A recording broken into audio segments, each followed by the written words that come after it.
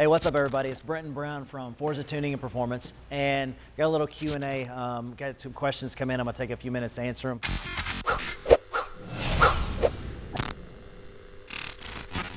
So I'll read out who asked it, and then I'll read the question. The first one is from user 1256192170813. No way I'd ever remember that username. Just bought a Hellcat Charger. Is it more efficient to buy it in enclosed intake or exposed? If I was gonna buy an open cold air intake, I'd buy the leg maker. Enclosed, probably AFE makes a nice one, but you're the AFE is pretty much just not really any more beneficial in my opinion than the stock one. In testing, I couldn't determine any difference between the two intakes whatsoever. The leg maker will flow more air. It is going to be a little bit more susceptible to pulling in hotter intake air temperatures when the car is sitting still. Obviously, it's open, it's exposed to the engine bay heat, but it will allow more air to flow. So when you're actually driving the car, you got a lot of air moving through the engine bay, so that's going to displace that to some degree. And a lot of people like the intakes, says makes the supercharger a lot louder. So an enclosed intake is going to sound just like stock pretty much. If you get an open intake like the leg maker, it's going to make the supercharger whine a lot louder, which is probably the biggest reason why people put intakes on the cars to begin with. So if you want that, that's probably the route that I would go. So the next question, Hellcat_562. Should post slips with stock suspension and slips with the 4-link suspension. It gets really hard to do that, especially on like a Hellcat that's just rear wheel drive, because the traction in and of itself, different drivers in the same car, even at the same track on the same day, can yield drastically different results in a quarter mile. There's so many factors come into play there. The guy can be like a great driver, but he's only had the car for a limited amount of time, or he's just had it for a limited amount of time after the modifications. So, it's nothing for a guy to go, we might give him a car and he might start off like low to mid 10s. He could get easily a full second faster once he is fully acclimated to that car. It knows exactly what its threshold is, how far to push it. So the same car with the same driver, just a little bit more experience, and it's, if the track conditions are the same. So, it'd be real hard to give like concrete results, like here's a slip with a 4-link and with not. There's a lot of different variables that come into play with that. There's another question in a few minutes that's gonna kind of touch on this a little bit more, so I'm just gonna stop there and, we'll address it a little bit closer. Next one, Alex_Engel77. Do you guys ever miss the Georgetown, Indiana shop? No, I like Florida a lot better than Georgetown. I do miss Polish Freeze, and I miss the drive-in, so that was pretty cool. I went to Polish Freeze since I was a kid, so that was pretty cool. But besides that, no, I don't miss anything about Georgetown, Indiana. Sean Payton, with a tune using Brisk racing plugs, how often do the spark plugs need to be changed with the use of butane additive and 93 octane? That's a good question. Typical spark plug life is going to be, I would say, 12 to 15,000 miles. The only things that could come into play is typically the cars will leave here with like a 14 heat range spark plug, which is going to be most well suited for most of the driving styles. Now, if you have a guy that is a particularly conservative driver. The hell is this? It's my car. It's a Prius. Okay. And rarely pushes the car's not in boost that much. It's gonna have a tendency the spark plugs are gonna build up soot and deposits, and they're gonna go bad sooner. So the reason for that is it's a colder spark plug than stock. So it's designed, it needs to be pushed. It needs to see that cylinder pressure, the heat, to burn off the deposits on the spark plugs.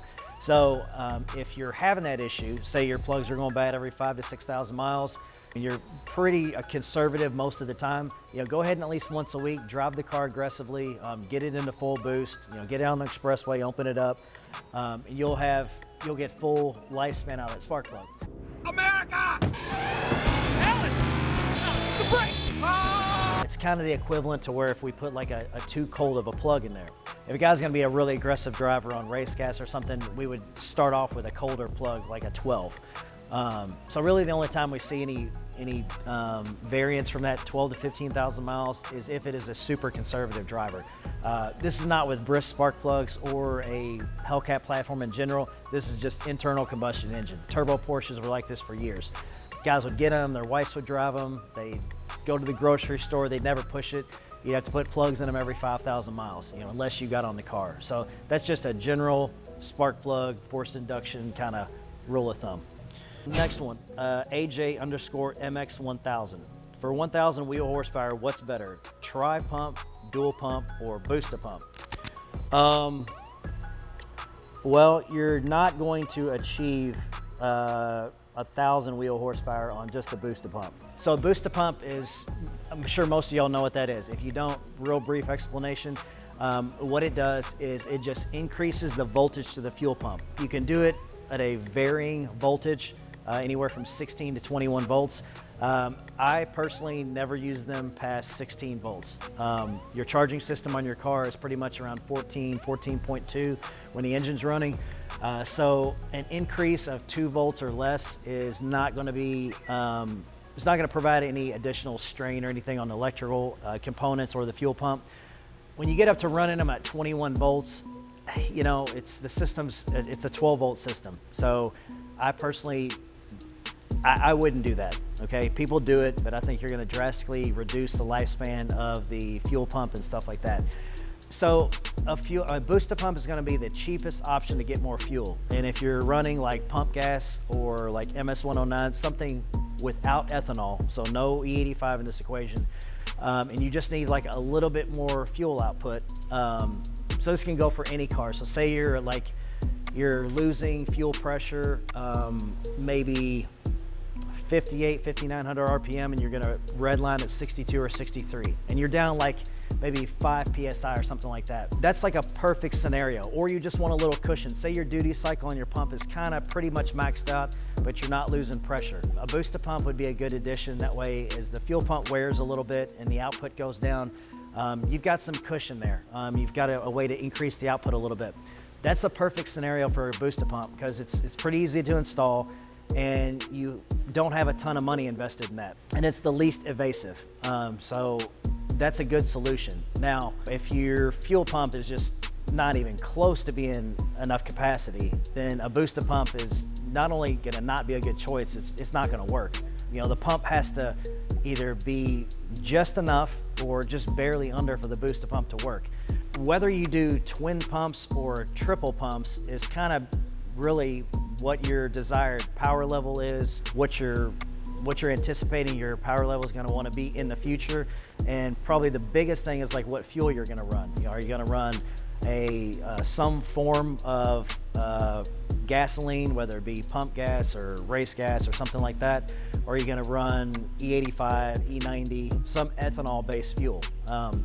The ethanol stuff, you're going to use 30 to 40% more volume to produce the same amount of energy. You know, however much gasoline you would need, you're gonna need 40% more ethanol to do the same thing. So you need a lot more volume. That's gonna be the biggest determining factor on, you know, what fuel system I would suggest for somebody.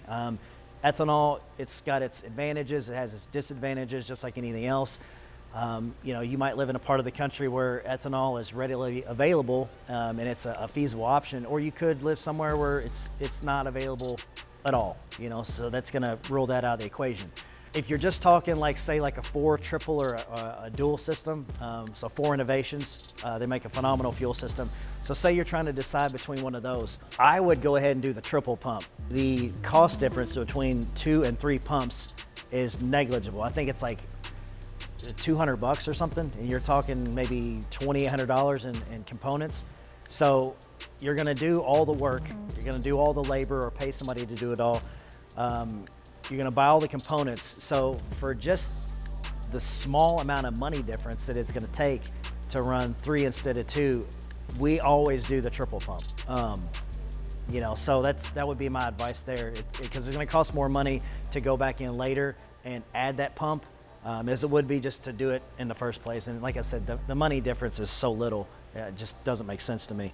All right, next one, AHC667. I've got a 19 red eye looking at pinning the crankshaft and upgrading the pulley to a larger one like in your videos, and also shrinking the supercharger pulley. That's what I want. I want a supercharger pulley shrinker. I'm just kidding with you. My father would be doing the same thing on his Hellcat. What is the power advantage of doing this, and what tune, if any, would you recommend to make it work? Thank you. That's a good question. I definitely agree with pinning the crankshaft. That's what we do in stage 2. That's kind of our go-to as far as for reliability's sake. Some of the Hellcat platforms have a problem or have had a problem with the crank pulley spinning on the crankshaft, which will damage the crankshaft, which can be a huge pain in the ass. While you're in there, you can go ahead and put like an ATI lower pulley on it, and you're going to increase around 1.5 pounds, 2 pounds of boost. You can get an easy 80 wheel horsepower gain from doing that. It's not intrusive. You drastically increase reliability on it.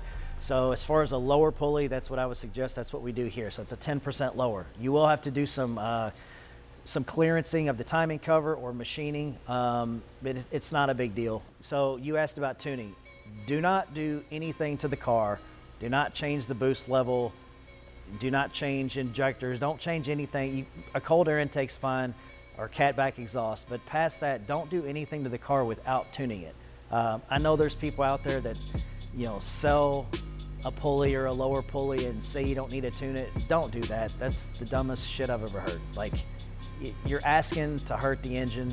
The cost of tuning the car, compared to what the car costs and compared to the damage that could be done, it makes no sense to me. The engineers calibrated the car and designed it to be at the boost level that it is stock. They did not design it to run at a higher boost level.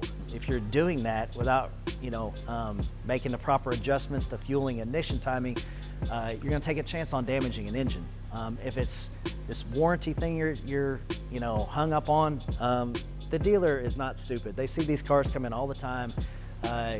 They're going to see the pulley you have on regardless of what they tell you when they sell it or what the name of it is or anything like that. If you're that hung up on the warranty, just wait for the warranty to be over. The second part of your question, the supercharger shrinker. The lower pulley on the upper, on a supercharger, smaller pulley on the supercharger. The power level on all this is all going to depend on what pulley combination you go with. So I was referring to the lower pulley. Now as far as the upper pulley, there's a lot of different sizes you can do. I personally would not recommend going any smaller than a 285. People do it, I get it. As far as reliability wise, I don't think it's smart to spin the supercharger any faster than that. Now there is exceptions to this, if it's going to be like strictly a track car and you don't really drive it, you trailer to the track, and you're overdriving the supercharger. There's a drastic difference between driving the car as an everyday car versus driving the car full out for 10 seconds at a time. Okay, so that's going to be a little bit more forgiving than just routinely overspinning the supercharger, as in like a daily driving or whatever scenario. I also would not personally, change the upper pulley unless I was going to go in and modify the supercharger. We do several different things inside there to make them more durable. We poured and polished them while we're in there. The weak points of the supercharger are only going to be magnified as you keep increasing the boost or lowering that pulley size. So without going in there and making the proper modifications and upgrades, just like you're doing with the balancer, I would personally leave it alone and not push anything. That would be my suggestion. We never do that. Hopefully, those are clear, concise answers. If you need any expanding or any better, explanation, I'd be happy to do that. Or if you have any questions I didn't cover, as always, you can leave them in the comments. The media department checks all the comments and any of the emails or whatever the questions might come in, and we try really hard to answer the questions that you all have. So if there's something you want to know, we're relying on your feedback. So that's what we know, what content to put out. So hopefully you like that. If you haven't liked the channel, make sure you like it. Hit the subscribe button if you want to get notified whenever we put a video out. If you don't give a shit, don't hit the notification bell. See you guys next time.